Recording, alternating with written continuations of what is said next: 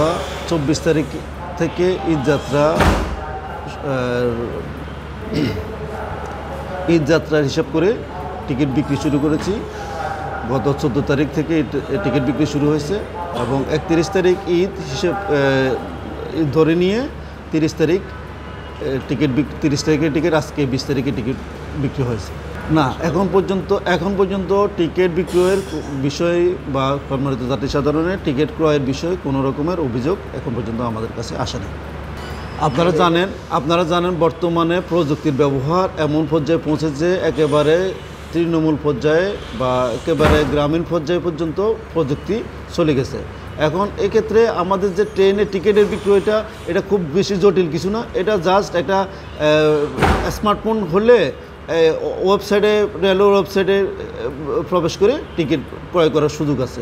সেক্ষেত্রে এটা অত বেশি প্রযুক্তির সাথে পরিচিত হওয়ার প্রয়োজনও নাই। যদি একটু মোবাইল পরিচালনা করার ক্যাপাসিটি থাকে তাহলেই সম্ভব। আর এইটা আপনারা জানেন যে প্রত্যেকটা ফ্যামিলিতে কেউ না কেউ মোবাইল বা স্মার্টফোন ব্যবহার করতেছে এখন। প্রথম কথা হলো, আমি আপনাদের মাধ্যমে সম্মানিত জাতি সাধারণকে এবং জনগণকে একটা বিষয় অবহিত করতে চাই। আপনারা কোনোভাবে রেলওয়ে অ্যাপসের বাইরে, রেল সেবা অ্যাপসের বাইরে অন্য কোনো অ্যাপস দিয়ে টিকিট ক্রয় করবেন না। রেলওয়ের ওয়েবসাইট ছাড়া অন্য কোনো ওয়েবসাইট থেকে টিকিট ক্রয় করবেন না। নিজের এনআইডি এবং মোবাইল নাম্বার ছাড়া অন্যের আইডিতে ভ্রমণ করবেন না। এবং আপনার নিজের মোবাইলে টিকিট ক্রয়ের ক্ষেত্রে ওটিপি যাবে এবং ওটিপি নিশ্চিত করে টিকিট ক্রয় করবেন। এই কয়েকটা বিষয় আপনারা সচেতন হলে ইনশাআল্লাহ কোনো রকমের কালোবাজারি বা কোনো রকম অনিয়মের কোনো সুযোগ থাকবে না। আর আপনি যে প্রশ্ন করছেন, যদি এরপরও আমাদের কাছে কোনো অভিযোগ আসে, সেক্ষেত্রে আমাদের বিভিন্ন স্তরে যে প্রত্যেকটা ট্রেনের ক্ষেত্রে আমরা যে চেকিংয়ের ব্যবস্থা রাখি সাধারণত সবসময় রাখি, এবং সেটা ঈদের সময় থাকবে, চলমান থাকবে এবং সেটা আরও জোরদার হবে।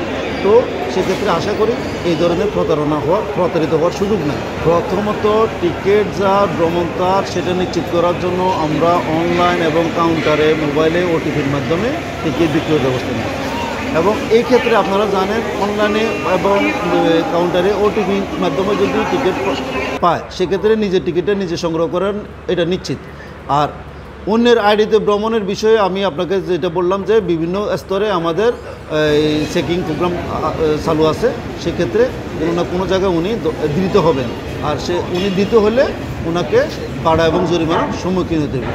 আর বিনা টিকিটের ক্ষেত্রে সেটা তো আজকে নতুন না, সেটা আবহমান কাল থেকে রেলওয়ের শুরু থেকেই আমরা ভাড়া এবং জরিমানা আদায় করতেছি বিনা টিকিটের থেকে।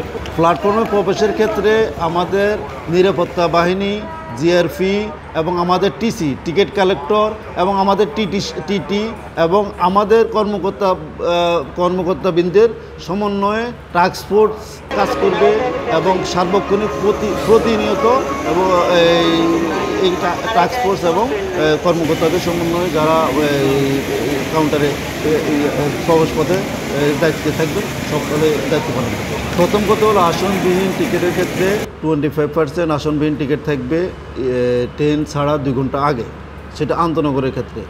আর মেল এক্সপ্রেসের ক্ষেত্রে আমাদের 25 pair male express Dhaka station থেকে ছেড়ে যায় প্রতিদিন। মেল এক্সপ্রেসের ক্ষেত্রে আসনবিহীন টিকিট অ্যাভেলেবেল থাকে, সেক্ষেত্রে কোনো পার্সেন্টেজ না।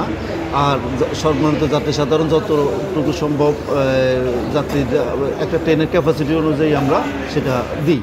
এখন ঈদের সময় আসনবিহীন টিকিট ক্রয় করে কোনো যাত্রী যদি না যেতে পারে, আমরা ওই রুটে অন্য কোনো ট্রেনে হলেও সে যাত্রা ব্যবস্থা করি। এবং ঈদের সময় অনেক ভিড় থাকে, আপনারা জানেন। সেক্ষেত্রে হয়তো অনেক বৃদ্ধ মানুষ অথবা মহিলা নিয়ে আসলে স্ট্যান্ডিং টিকিট কাটলে, আসনবিহীন টিকিট কাটলে হয়তো অনেক সময় মিস করে।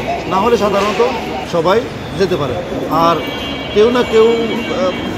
কেউ থেকে যান না, সবাই কোনো না কোনো ট্রেনে ভ্রমণ করতে পারেন। আরামদায়ক ভ্রমণের ব্যবস্থা করে থাকি এবং সেজন্য যাত্রী সাধারণ রেল ভ্রমণকে বেছে নেয়।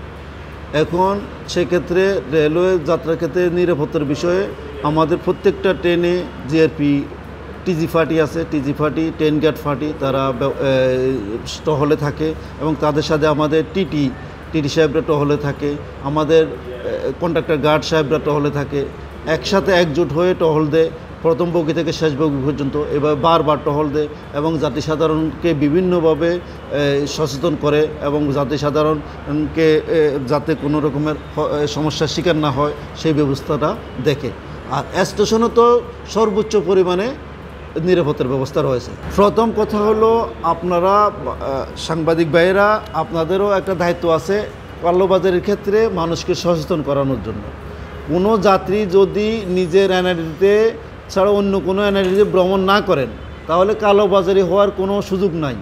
আমি একটু আগে আপনাদেরকে বলছি, নিজের এনআইডি ছাড়া অন্যের আইডিতে ভ্রমণ না করার জন্য আপনারা উৎসাহিত করবেন, যাতে অন্যরা ভ্রমণ করতে না পারে সেই বিষয়ে আপনারা হাইলাইটস করবেন এবং এই যাত্রী সাধারণকে সচেতন করার জন্য চেষ্টা করবেন। আর রেলওয়ে অ্যাপসের ছাড়া, রেল সেবা অ্যাপ ছাড়া অন্য কোনো অ্যাপসে যাতে টিকিট না কাটে এবং রেলের ওয়েবসাইট ছাড়া অন্য কোনো ওয়েবসাইট থেকে যেন টিকিট না কাটে, এই বিষয়ে আমাদের মন্ত্রণালয় থেকে আপনারা জানেন একটা বিজ্ঞপ্তি জারি করেছে এবং সেই বিজ্ঞপ্তিটাকে আপনারা যদি ভালোভাবে প্রচার করেন এবং আমার মাধ্যমে আমি যে কথাগুলো বলতেছি সেগুলো যদি ভালোভাবে প্রচার করেন, ইনশাআল্লাহ জাতি সাধারণ সচেতন হবে এবং কালোবাজারি দূর হয়ে যাবে।